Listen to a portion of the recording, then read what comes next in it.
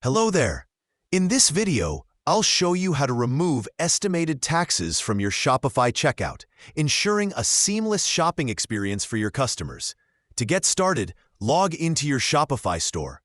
Once you're in, navigate to the Settings option located at the bottom left of your dashboard.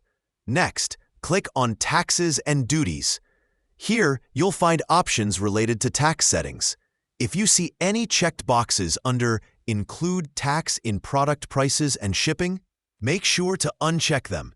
This step will ensure that sales tax is not included in your product pricing. Remember to click Save to apply these changes. Next, head over to the Online Store section on the left side of your dashboard. Click the three dots next to Customize and select Edit Default Theme Content. Use the search function to look for any text related to taxes.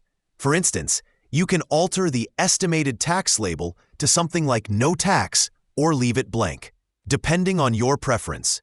Make sure to save changes in the top right corner. I hope this tutorial helps you in customizing your Shopify checkout settings. If you found this video helpful, please give it a like and subscribe to the channel. Feel free to leave any questions in the comments section. I respond to every comment. See you in the next video.